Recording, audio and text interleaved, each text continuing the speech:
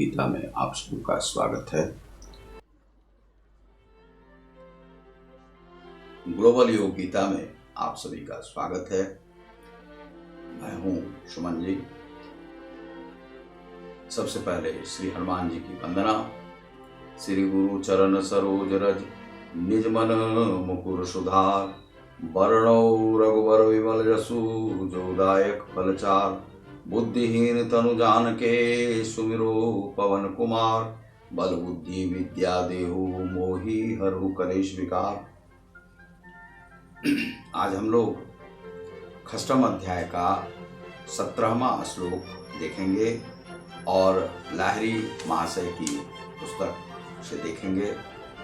लाहिरी महाशय ने चूंकि क्रियायोग पर विशेष उसमें बताया है, इसीलिए उसमें देखना जरूरी है।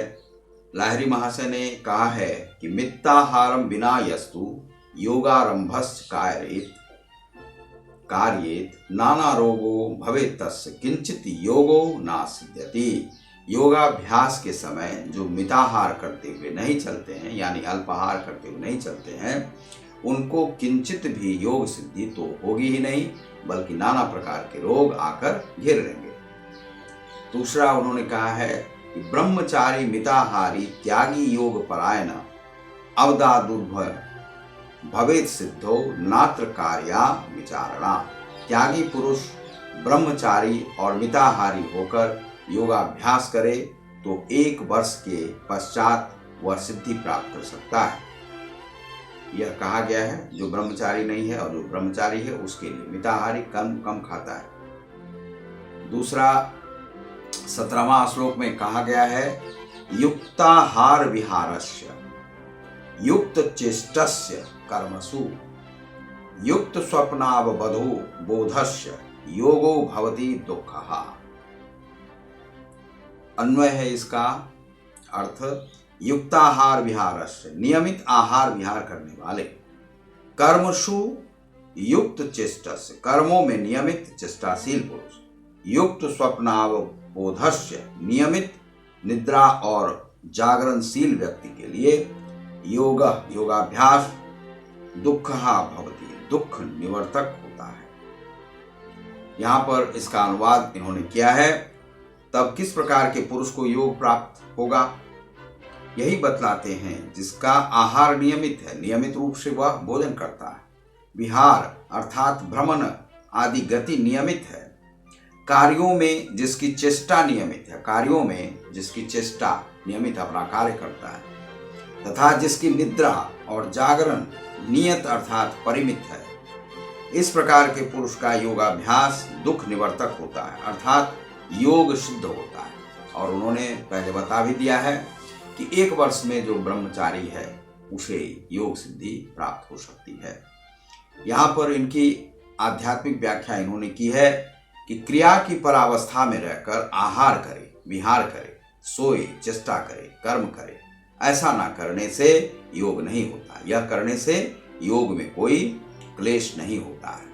यानी कि उन्होंने कहा है कि आपको अल्पाहारी रहना है, अल्पाहारी, और नियमित रूप से अपने कर्म को भी करना है, और नियमित रूप से आपको गति में चलना भी है, जो चलते फिरते हैं और वह सब नहीं रुके, और नियमित रूप से आपको स्वस्थ रहना है। तो उसके लिए क्या है, अल्पाहार जब करेंगे तब आप स्वस्थ रहेंगे।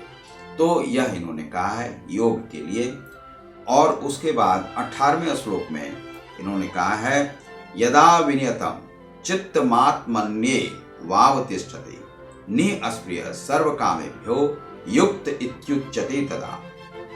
यदा, जब, विनियत विशेष भाव से संयत, चित्तम चित्त, आत्मनि एव आत्मा में ही, अवतिष्ठते स्थिति लाभ करता है, तदा तब सर्व कामेभ्य दृष्टादृष्ट भोग आदि से निःस्पृह तृष्णा रहित योगी युक्त प्राप्त योग समाहित अथवा योग सिद्धि इति उच्यते कहलाता है।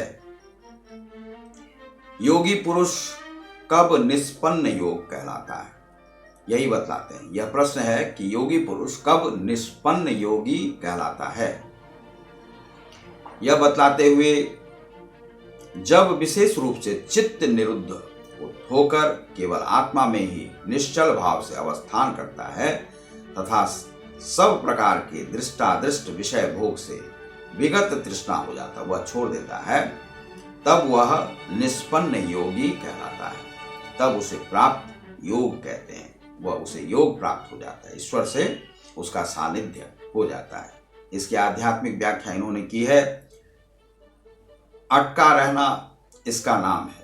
अब विशेषतः निःशेष रूप से चित्त संयत होगा, चित्त जिसका संयत हो गया और आत्मा में ही आत्मा क्रिया की परावस्था में लगा रहेगा, तब किसी विषय में इच्छा उसकी नहीं जागेगी। इसको युक्त योग कहते हैं।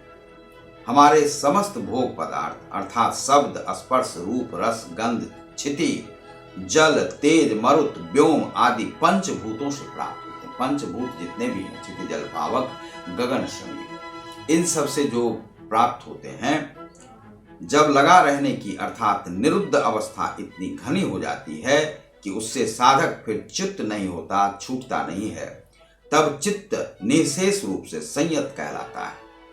तब योगी को इहलोक या परलोक कोई इच्छा ही नहीं रहती है कि इहलोक मिलेगा, परलोक में क्या होगा नहीं होगा, इस सब की कोई उसकी इच्छा नहीं होती है कि उसे क्या प्राप्त होगा, क्या अप्राप्तव्य रहेगा। यही योग की महानता है। योग में ब्रह्म सिद्ध हुआ या नहीं हुआ, ब्रह्म से आप योग लगाते हैं तो ब्रह्म की भी यहाँ पर आवश्यकता नहीं रहती है, क्योंकि योगी ही ब्रह्म स्वरूप हो जाता है। यहाँ पर क्या है कि योगी का स्वच्छ होना आवश्यक है, शुद्ध होना आवश्यक है, मन से, वचन से, कर्म से, मनसा वाचा कर्मणा से, और चक्षु से, कर्ण से, बुद्धि से, हृदय से उसका स्वच्छ होना आवश्यक है। रक्त से, वाहिनी से, इस सब से जो स्वच्छ रहेगा वही महायोगी है। और जो ब्रह्मवत हो गया वही ईश्वरवत हो गया। हम ईश्वर की कल्पना कामना नहीं करते हैं कि ईश्वर कितने स्वच्छ हैं, हम यह नहीं मानते, लेकिन हम स्वयं को मानते हैं कि हम शुद्ध चेता है, शुद्ध व्यक्ति है, शुद्ध हृदय है, शुद्ध मानसिक। हम किसी कलमश में नहीं फंसते, किसी को द्वेष में नहीं फंसाते, किसी के लिए बुरा नहीं सोचते, किसी का बुरा नहीं किया है, अपकर्म नहीं किया है, तो हम स्वयं को मान सकते हैं कि ब्रह्म है, हम ही महायोगी हैं। हम ईश्वर का दावा नहीं करते कि ईश्वर क्या है, क्या नहीं करते, राम ने क्या किया नहीं किया, सीता ने क्या किया नहीं किया।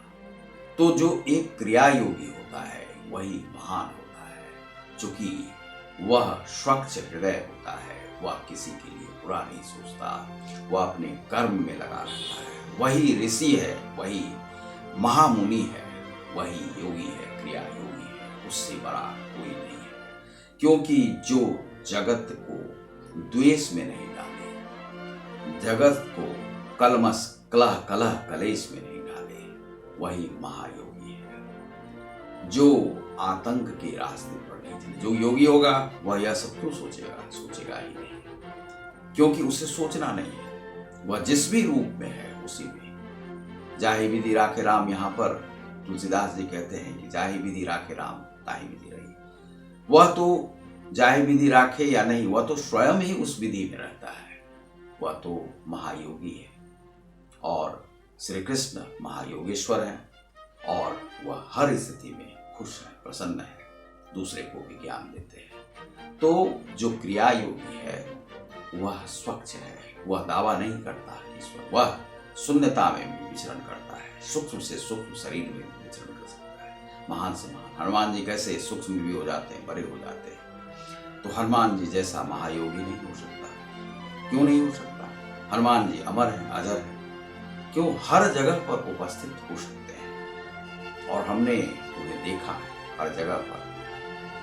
हम देख रहे थे, एक मेरा ऑपरेशन हो रहा था और जब मुझे बेहोश किया जा रहा था तो पता नहीं क्या, अब मंत्र जो है बेहोशी की व्यवस्था में मंत्र का जाप हो रहा था। तो डॉक्टर ने पूछा कि क्या ये पूजा बहुत करते हैं?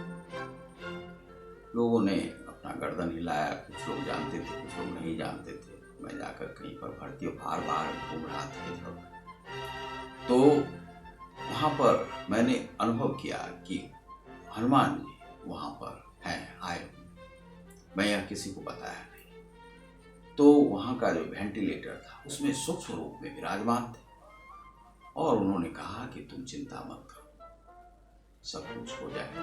मैं डर रहा था कि बहुत सारे लोग दुश्मन हैं, क्योंकि बहुत कुछ हमने लिखा, बहुत कुछ लिखा और पता नहीं कौन दुश्मन है, नहीं। हर जगह डरता रहता था, कौन राजनीतिक लोग हैं, कहाँ हैं, क्या है, नहीं। लेकिन वहाँ पर जो हनुमान जी जब आ गए तो मुझे विश्वास हुआ, मुझे डर इस प्रकार का होता नहीं। तो वह सूक्ष्म से सूक्ष्म शरीर में भी हर जगह पर उपस्थित है। तो मैंने उन्हें साक्षात अनुभव किया। वह हनुमान जी हर जगह पर भक्तों की रक्षा के लिए रहते हैं। लोग ऐसा कहते हैं कि वह होंगे, नहीं होंगे।